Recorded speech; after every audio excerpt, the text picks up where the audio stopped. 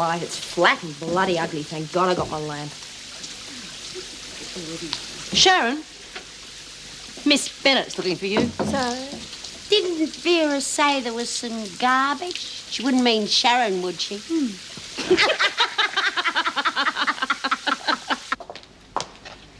Newspapers here yet? I haven't seen them. This place gets less efficient every day. Looking for something special? Oh, I just bought a lottery ticket, that's all. Oh, I buy them too. Oh, I have to share one. Which lottery is it? Oh, Miss Bennett, could you find Lizzie Birdsworth and bring her to my office, please? I'll check the paper when it comes in. What for? Oh, Vera's got a lottery ticket. Good morning. Oh, Mr. Reed. This is Mr. Westmore. He's a solicitor here to see Dorian Anderson. Mr. Westmore, Paul Reed, our social worker. How do you do? Any problems? Oh, it's a particular matter, personal for Miss Anderson. Oh, I see. Well, if you need me, I'll be in my office. If you would just sign the book. Have an officer take Dorian to the interview room, please. Right. And have you seen Miss Bennett? Oh, she should be back in a minute. I'd like to see her in my office immediately she's free. Ah, Miss Anderson. My name's Mr. Westmore. And I was expecting Angela Jeffries.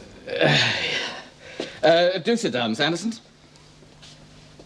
What's it about, your mum's will? It touches on that, yes. Must be just about sorted out by now, eh? I should make it clear, Miss Anderson, I am not representing Angela Jeffries. I'm here concerning your mother's house. To make you an offer, in fact. A rather generous one, if I may say so. $85,000. 85,000, but Angela had it valued and they said it was only worth 60,000. No doubt she did. Where there's a will concerned, property's often valued rather conservatively. There are legal advantages, that sort of thing. Well, let's just say it's not unusual. However, our offer is still very generous. But why? Well, our client has begun to like the place. I don't know.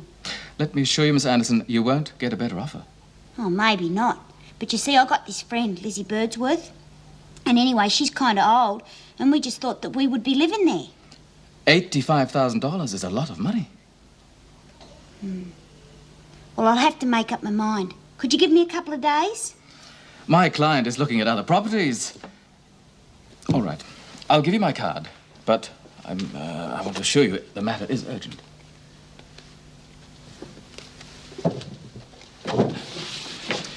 Quite candidly, Miss Anderson, you won't get a better offer.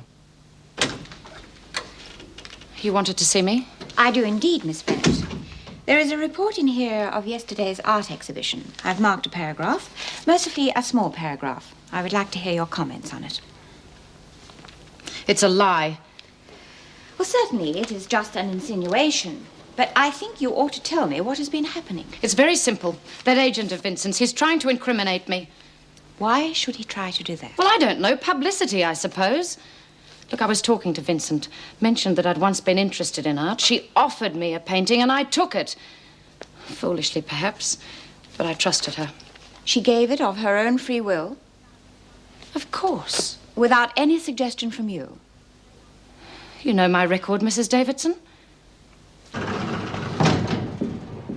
Don't lose that card. What's up, Dor? Oh, I'm just waiting for somebody to take me back to the garden. Yeah, like a bloody bus stop, isn't it? I got to go back to the laundry. Where you been? See Paul Reed. He's hounding me about my future. So I said to him, if you're so interested in my future, you can cross my palm with silver and I'll read your tea leaves. What'd he say? He didn't come across with no money. I said to him, look, I'm an old woman. I don't need much. 3 meals a day, a roof over my head, and I'll get that from Dor and Kev. Yeah. What's the matter, love? Oh, it's this bloke, Lizzie, that came to see me. He wants me to sell the house. Yeah? Yeah, for $85,000. 85,000? God, Dor. You might never get another offer like that. Yeah, but what about all this stuff about a roof over your head and me and Kevin and all that stuff? 85,000?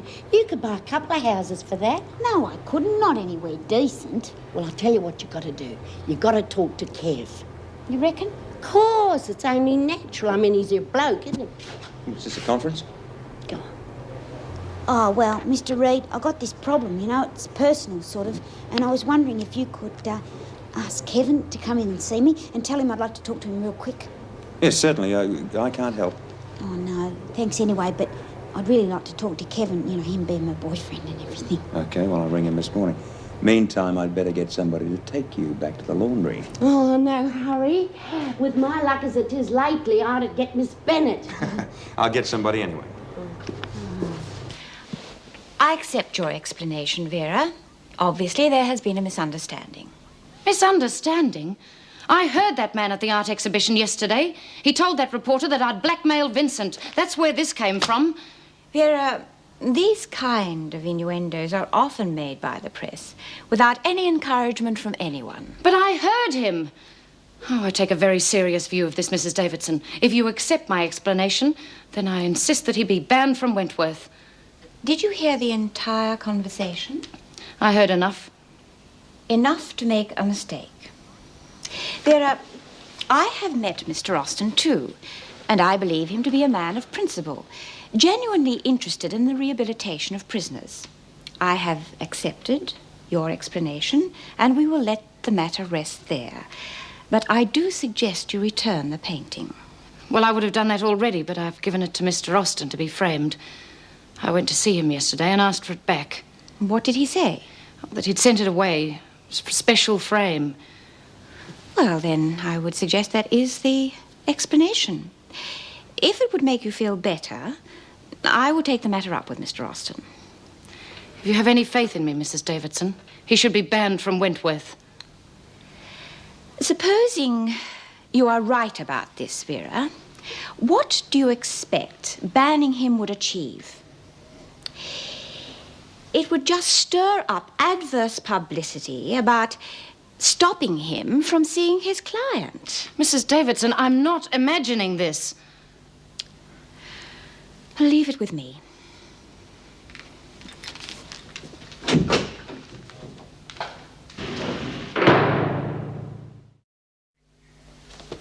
Yeah, Meg, there's your file back.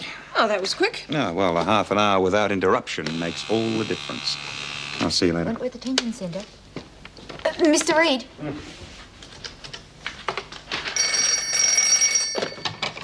Paul Reed?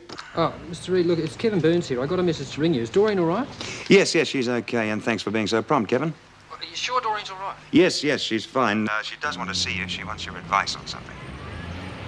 She does? Yeah, can you get over here right away?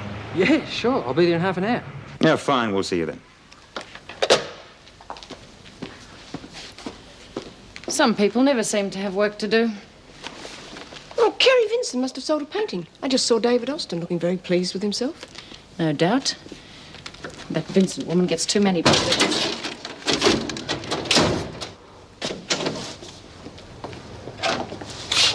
Well, I got top price for the prostitute painting. Oh, when? This morning. No physical contact. Yes, well, it seemed all set last night, but they obviously thought if they kept me hanging about, I might drop the price. So I rang them back this morning, said any more messing about, they might miss out altogether. Told them nicely, though. Oh, you're terrific. No, being terrific is the secret of being a good salesman, you know that. David, look, there's something else. Hmm? It's about, a gift. Yes. Well, you seem to have misunderstood. No, I haven't misunderstood at all. What do you mean you did it deliberately? Publicity, my darling, publicity. You see, I want you out of here as soon as possible. Now, just trust me. I know it doesn't seem to matter to you where you are as long as you can paint, but that'll change, believe me. Now, I've made representations to a certain member of Parliament. He says you'll be paroled very quickly. Yeah, but that doesn't mean that... Look, she was nice to me. She really was. I've checked her around. She's a bitch. She's been asking for it for years. Now, you look after yourself, love. Now, Perry, you understand the important thing is that you keep on working. You're going to need lots more paintings. I can tell you after this exhibition there's going to be a terrific demand. So, hello, Miss Bennett. Show Mr. Austin out. All right.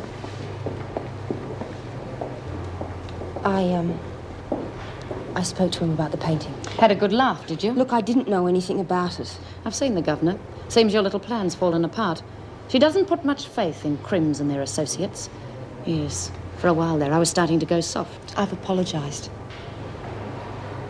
Did you know your bed's not made? I'll make it now. You most certainly will. And help